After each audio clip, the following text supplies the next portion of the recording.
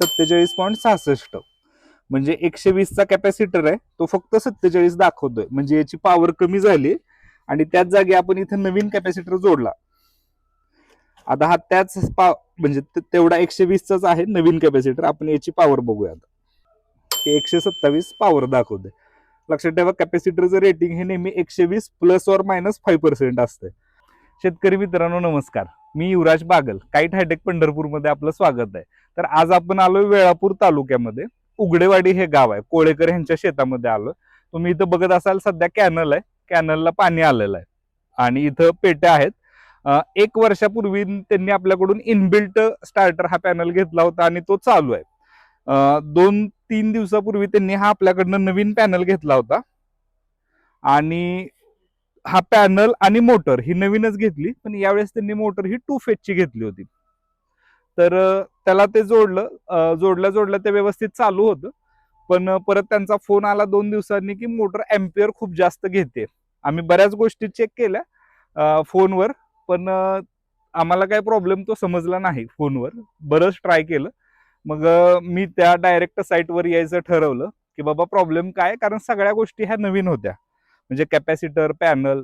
तर मोटरनं अचानक अँपियर का वाढलं म्हणून आम्ही इथं आलो. इथं आल्यावर मेन गोष्ट आम्हाला काय समजली की आता हा पॅनल आहे, मी तुम्हाला दाखवतो. तर त्यांनी एक कॅपॅसिटर जोडला होता रनिंगचा आणि मोटर ही 2 फेजची आहे. म्हणजे 2 फेज आणि सिंगल फेज हे वाइंडिंग बऱ्यापैकी सारखंच असतंय. पण 2 फेज मध्ये जी टचिंग म्हणजे रनिंग आणि टचिंग वाइंडिंग असते, टचिंगची वाइंडिंगच्या टर्न्स ह्या थोड्या जास्त घेतात की ते जास्त व्होल्टेजला सस्टेन व्हावं, खराब होऊ नये म्हणून. तर त्या टर्न्स घेताना मोटरच्या टर्न्स थोड्या जास्त झाल्या होत्या. मोटरच्या टर्न्स जर जास्त झाल्या तर मोटर बॅक ईएमएफ देते. हे बऱ्याच फिटर लोकांना माहित असेल, मिस्त्री लोकांना, की मोटर जसं आलेलं व्होल्टेज असतं तसं मोटरचा पण जनरेटिव्ह ऍक्शन तयार होऊन एक बॅक व्होल्टेज येतं. त्या बॅक व्होल्टेजमुळं जर टर्न जास्त झाला तर ते व्होल्टेज अगदी 800 व्होल्टेज पर्यंत वाढतं. आणि यांनी हा नॉर्मल कॅपॅसिटर जोडला होता. नॉर्मल कॅपॅसिटर तिथं अगदी लगेच जोडल्या 1-2 दिवसात उडला. म्हणजे त्याचं एमएफडी हे कमी झालं आणि एमएफडी कमी झाल्यामुळे मोटरचं अँपियर हे वाढलंय. तर मी इथं तुम्ही या, मी तुम्हाला दाखवतो. मी आता काय करतो, ह्या फ्यूज आधी काढून घेतो.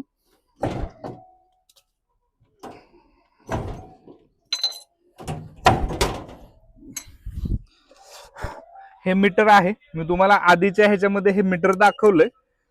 या मीटर मध्ये एमएफडी पण मोजता येतं. मी तशी एमएफडी ची सेटिंग लावलेली आहे. हे मी मीटर इथं अडकवतो. हा सध्याचा कॅपॅसिटर आहे.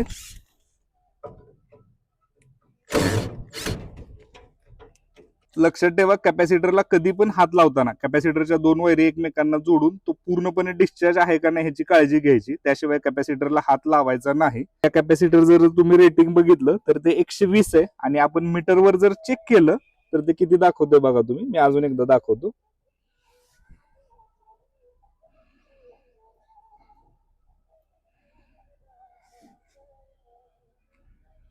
47.66 म्हणजे 120चा कॅपॅसिटर आहे तो फक्त 47 दाखवतोय. म्हणजे याची पॉवर कमी झाली आणि त्याच जागी आपण इथे नवीन कॅपॅसिटर जोडला. आता हा त्याच म्हणजे तेवढा 120चाच आहे नवीन कॅपॅसिटर. आपण याची पॉवर बघूया. 127 पॉवर दाखवते. लक्षात ठेवा कॅपॅसिटरचं रेटिंग हे नेहमी 120 ±5% असते.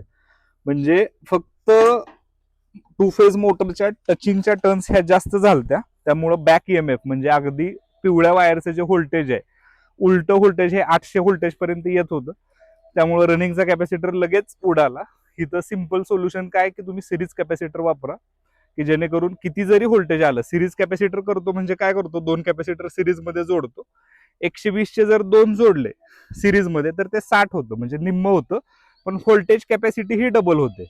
म्हणजे एका कॅपॅसिटरला 400 आणि दुसऱ्याची 400 अशी 800. म्हणजे किती जरी व्होल्टेज आलं तरी कॅपॅसिटर सहजासहजी उडत नाही.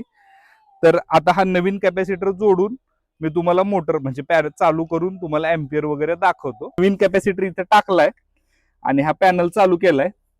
तुम्ही इथं बघू शकताय डिस्प्लेवर. 1 मिनिट थांबा. मी हे 354 व्होल्टेज आहे. व्होल्टेज कमी असल्यामुळे हा ज्यूसचा कॉन्टॅक्टर ऑपरेट झालाय. 21 हे अँपियर आहे मोटरचं.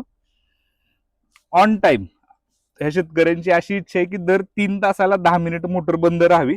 180 मिनिटाचं ऑन टाइम लावलंय, त्यातले 2 मिनिटं झालेत.